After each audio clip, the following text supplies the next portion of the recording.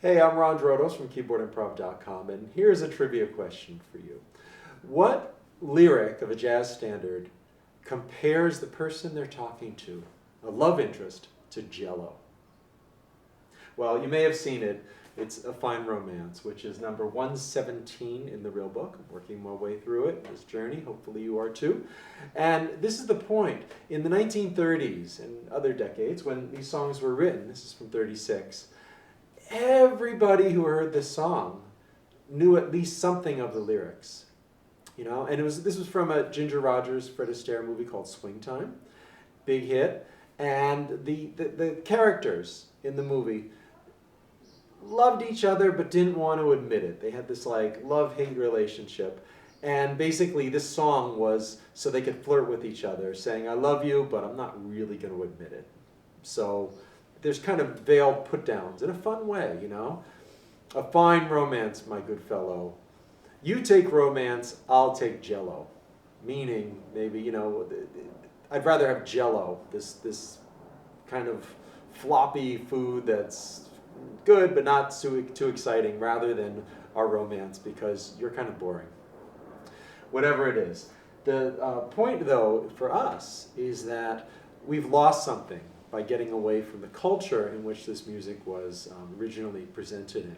So if we're thinking, oh, I know that tune, A Fine Romance, it goes E, C, A, G, A, B, B, A, B. You know, it's nice, but it's a little antiseptic. It's beautiful.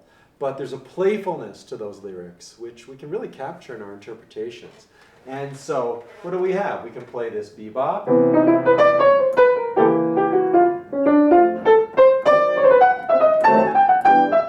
Play it stride. We can play it playful. You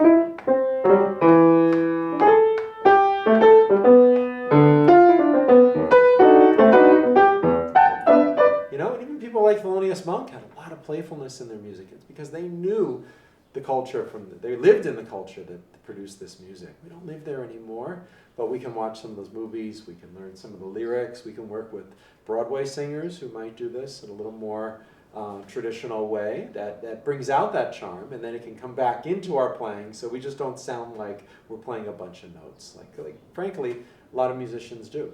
So just a little tip there to get you going. And I think I'm going to start with the playfulness and just see where it goes. Maybe it'll go into bebop, maybe it'll go into a walking bass, not sure. But I'm going to try to capture some of that charm from the original movie. Fred Astaire, Ginger Rogers.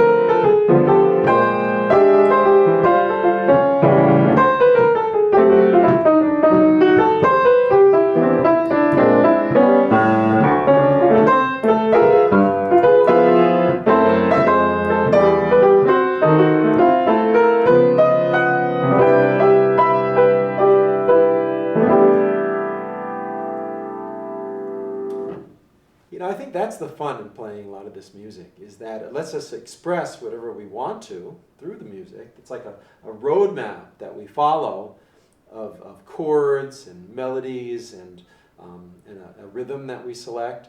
But within that, we can express many, many different things. You hear that Miles Davis playing especially, but really everybody's. So go to it.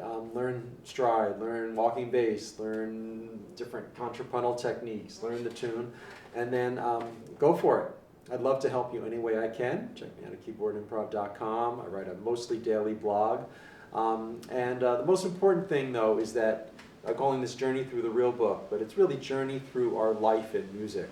So keep the thread going, keep the flame alive, and let the music flow, let your learning process flow, and keep your involvement with music fresh. That's one of the reasons I'm making these videos. Good luck, and thanks for being here.